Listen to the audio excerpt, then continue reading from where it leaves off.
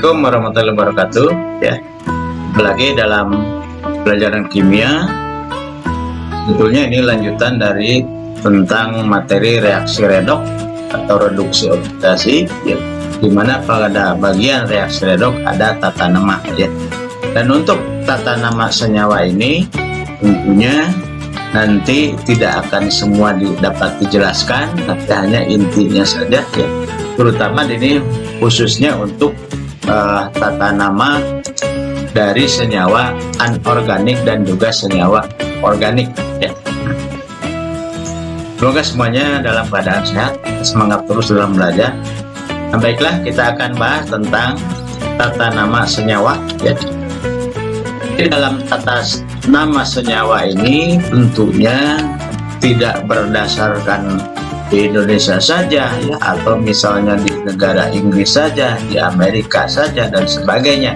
Tapi ini merupakan, ya, tata nama berdasarkan aturan yang dibuat oleh IUPAC, ya, atau International Union of Pure and Applied Chemistry, ya. Jadi mengacu tentang penamaan kimia ini di seluruh dunia, ya, tentunya, ya. Nah, yang pertama, baiklah, untuk senyawa anorganik. Jadi katakanlah senyawa anorganik itu biasanya didefinisikan senyawa yang ada di kulit bumi, ya. Nanti ada senyawa organik, itu biasanya senyawa yang berasal dari makhluk hidup atau biasanya itu mengandung rantai karbon yang banyak. Nah, untuk tata nama senyawa ini, yang pertama ada senyawa ion, ya. Nah, ini biasanya terdiri dari kation, ya, atau ion positif, dan anion atau ion negatif, atau yang biasanya terdiri dari ion logam dan ion non logam, ya. Nah, ada kation, ada anion, ya. Jadi katakanlah nanti ada senyawanya terbentuk dari logam dan non logam. Maka aturannya di sini kita harus mempelajari, ya. Jadi kalau misalnya untuk kation ini, ya, jadi kation dari unsur logam itu diberi nama sama dengan unsur logam tersebut. Contoh ini kan ada logam Na natrium, ya, tapi kalau dia dalam bentuk ionnya maka kan disebut ion natrium, ya, atau Ca2+ ion kalsium, ya. Jadi namanya tetap sama dengan nama unsurnya, ya. Nah, seperti itu. Kemudian jika logam dapat membentuk kation dengan muatan berbeda, jumlah muatannya ditulis dengan angka Romawi, ya, dalam tanda kurung setelah nama unsur logam tersebut. Jadi misalnya ini ada Fe2+, maka ini disebut namanya itu ion besi 2. Jadi angka 2 ini angka Romawi menunjukkan apa? Menunjukkan yang namanya muatannya atau bilangan oksidasinya. Yang ini, ya. Jadi namanya ini ion besi 2, gitu. Dan ini Fe3+, ya. Jadi sekali lagi ingat, Fe3+ itu menunjukkan bilangan oksidasinya, ya, atau muatannya, ya. Maka disebut ini ion besi 3. Nah, dan juga ada kation dari unsur non logam, ya. Umumnya ini diberi akhiran itu. Misalnya ada NH4+, maka ini namanya ion amonium, ya, ion amonium. Atau ini misalnya H3O+, ion hidronium. Nah, ini dalam tabel, ya, kalian bisa pelajari. Nah, ini kalau ada H+, itu namanya kan ionnya ion hidrogen, ya. Kemudian Li+, litium, Na+, natrium, K+, magnesium, dan sebagainya.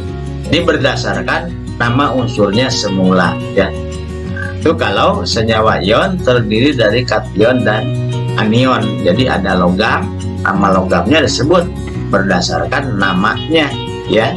Jadi contoh Na, ya, ini kan logam natrium, maka itu kan sebutkan namanya natrium. Kemudian nanti ada anionnya, ya, kita lihat aturan untuk anionnya. Nah, ini jadi anion monoatom diberi nama dengan akhiran ida. Nah, ini, ya, akhiran ida. Contoh misalnya kalau ada ion hidrida H-, ya, maka namanya ini ion hidrida, ya. Kemudian O2-, maka disebut ion oksida.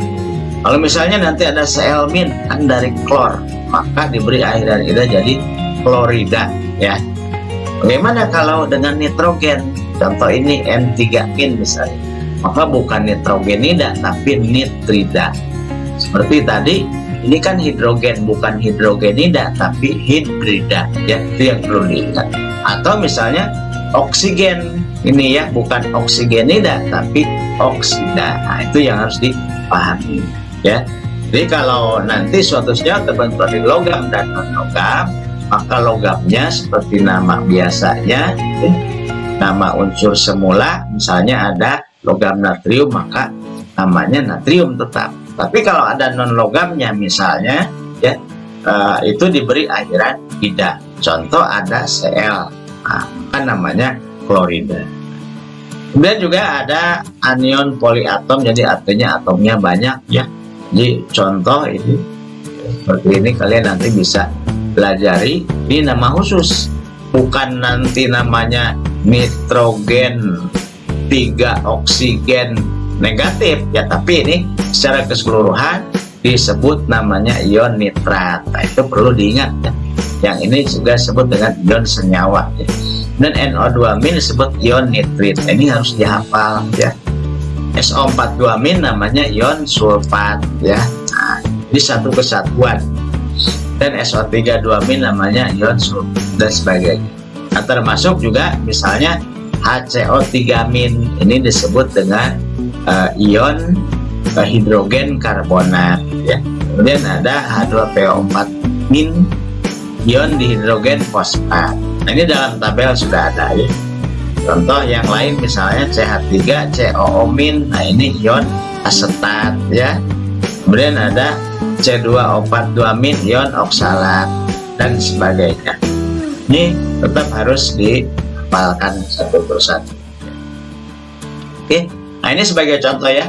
Jadi tadi sudah dikatakan kalau senyawanya terbentuk dari logam dan non-logam secara umum, maka logamnya nama unsurnya seperti biasa dan non-logamnya diberi akhiran ida. Contoh seperti ini, NaCl, ya, kan logamnya Na, natrium, maka namanya tetap natrium. Kemudian Cl ini kan klor, diberi akhiran ida, maka jadi klorida. Nah, makanya NaCl ini namanya natrium klorida. Atau secara umum yang kita sebut nama kesehariannya, nama pasarannya kan garam dapur, ya. Kemudian KBr, ini juga kan kaliumnya kan logam, ya, maka tetap namanya kalium. Kemudian ada Br, namanya kan brom, ya, diberi akhiran ida jadi bromida, maka namanya kalium bromida, ya. Kemudian BaCl2, Ba juga kan logam, ini barium. Nah, kemudian Cl-nya ada 2, bukan berarti nanti barium diklorida, ya. Nah, nanti ada aturan yang lain, tapi tetap namanya ini barium klorida, ya. Nah, kemudian misalnya Ag2S, Ag kan kita tahu perak, ya, atau bahasa latinnya argentum, ya. Maka namanya perak sulfida, ya. Bukan nanti namanya ini perak kemudian sulfida, kan namanya juga kan bisa belerang, ya.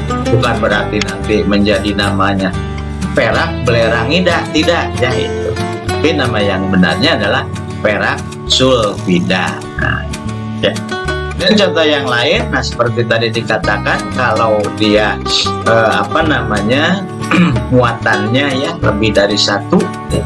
Seperti ini kan FeS, kita kan sudah belajar cara menghitung bilangan oksidasi. Lihat aja nih berapa belok Fe di sini atau muatan Fe. Nah, di sini kan sudah ada nih. Mengapa angka Romawi 2? Karena memang Fe ini muatannya 2 plus, ya. 2 plus atau beloknya plus 2 kan gitu, ya. Nah, ini muatannya. Nah, karena itu beloknya juga sini ditulis angka 2 Romawi menunjukkan muatannya atau bilangan oksidasi.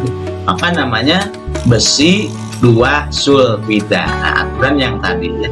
Dan ini juga sama kan bisa dicari ini berapa belok Fe dalam Fe2O3.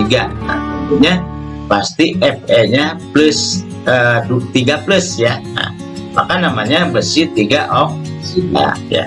Dan ini tembaga sulfat. Mengapa sulfat? Kan tadi SO4, ada yang namanya ion senyawa ya, SO42-. Nah, maka Cu muatannya atau bilangan oksidasinya adalah 2+, maka namanya tembaga 2 sulfat.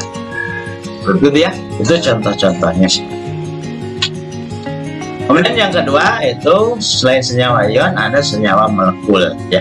Jadi sebagai contoh, nah ini senyawa molekul ya. Misalnya ada HBr ya. Ini nanti namanya bisa hidrogen bromida ya. Bisa juga nanti ada aturan dalam senyawa yang lain bisa aja setiap ada H itu bisa sebut asam, maka namanya juga bisa asam bromida. Itu nanti kita lihat contoh yang lain ya.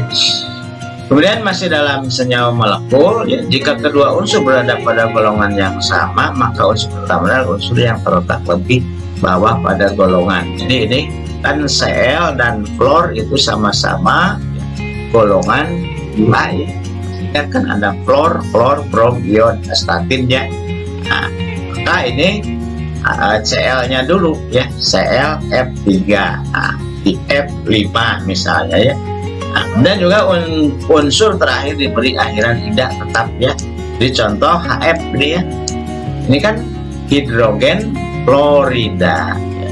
Atau nanti namanya asam fluorida. Dan H2S ya. Itu hidrogen sulfida. Sekali lagi bukan hidrogen belerangida, awas ya. Tapi hidrogen sulfida ya.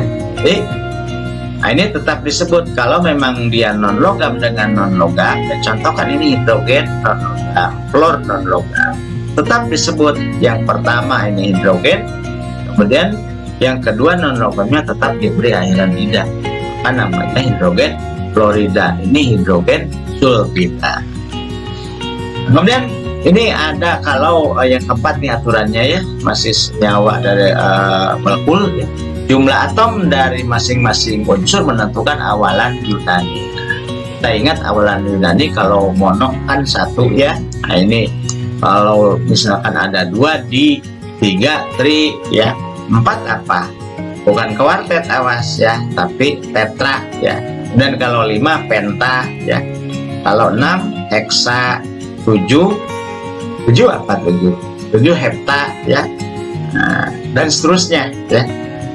Di mono, di tri ya, kemudian tetra ya, kemudian 5-nya penta dan seterusnya ya. Nah, sebagai contoh ini N2O, maka namanya dinitrogen monoksida. Maka nitrogennya kan ada 2. Awalan Yunani 2 itu kan di ya, maka dinitrogen. Kemudian ini oksigennya tetap kan, awas bukan oksigenida tapi oksida. Karena hanya 1 maka mono ya dengan awalan Yunani, maka namanya N2O. Ini berdasarkan aturan ini namanya dinitrogen monoksida. Nah, ya, atau monooksida disatukan menjadi monoksida. Contoh lain ini N2O5 ya, berarti ini dinitrogen kan ada 2. Nah ini 5 kan tadi penta. Awalnya kan dinitrogen pentaoksida ya, atau disatukan lebih tepatnya dinitrogen pentoksida. Nah ini ya, boleh saja menyebutnya dinitrogen pentaoksida atau dinitrogen pentoksida ya. Dan contoh lain ini NO2 ya. Ini tidak disebutkan mononitrogen ya, tapi cukup nitrogen saja. Nah, tapi oksigennya ada 2 nih, maka diberi awalan Yunani dengan di ya, tapi bukan di oksigenida sekali lagi awalnya, tapi di oksida. Maka NO2 namanya nitrogen dioksida. Dan yang lain CO itu karbon monoksida kan ya, sudah kita kenal, atau CO2 karbon dioksida. Ini kan sudah biasa ya. Kemudian dari CS2 karbon disulfida ya, dan seterusnya. Ini sekali lagi mengenai tata nama tetap harus dipelajari dan juga dihafal supaya terbiasa ya. Nah, kemudian ada senyawa asam ya, seperti yang tadi sudah dijelaskan. Setiap yang ada ini kan semuanya non logam ya. Kalau setiap ada hidrogen di depannya, maka bisa disebutkan dengan asam. Tadi kan namanya bisa hidrogen klorida atau asam klorida, sama ya. Tadi H2S kan hidrogen sulfida atau asam sulfida. Kemudian H2CO3 ini kan bisa hidrogen karbonat atau asam karbonat. Nah, ini juga nih ya, H2SO4 kan bisa hidrogen sulfat kan atau asam sulfat. Nah itu ya. Oke. Nah kemudian yang terakhir ini ya, dalam tata senyawa, tata nama senyawa ini adalah tata nama senyawa organik ya. Jadi kita tahu sudah tadi dijelaskan kalau senyawa anorganik itu biasanya senyawa-senyawa yang berada di kulit bumi ya. Kalau organik itu biasanya ya memiliki rantai karbon yang banyak, atau kalau dulu bisa disebutkan juga yang berasal dari makhluk hidup ya. Nah, oke, tapi di sini nggak akan dijelaskan terlalu banyak ya. Nanti juga mungkin di kelas 11 akan dibahas tentang yang namanya senyawa hidrokarbon. Ini termasuk salah satunya dari senyawa organik ya. Ini ada hidrokarbon. Kemudian juga ya ada senyawa alkohol, ether ya, kemudian aldehid, keton, ada ester, haloalkana dan sebagainya. Ini sebagai contoh ini dari senyawa hidrokarbon ya. Ini nanti juga harus dihafal. Rumus molekulnya CH4 namanya metana ya. Rumus molekulnya C2H6 ada etana ya. Rumus molekulnya C3H8 namanya propana ya. Nah, jadi nanti bisa dihafal dari metana, etana, propana, butana, pentana, heksana, oktana sampai nonana, sampai dekana ini ya, sampai C10 ini, sampai 10 H22 ini ya. Di metana sampai dekana nanti namanya. Atau contoh yang lain ini. Nah, kita tahu ini CH3COA kan adalah asam cuka rumusnya ya. Nama pasarannya kan asam cuka. Tapi ada nama lain ya, nama kimianya bisa aja ini namanya asam metanoat ya, atau nanti metil karboksilat ya, atau nama trivialnya asam asetat, nama pasarannya asam cuka. Jadi suatu senyawa juga memiliki nama lebih dari satu ya.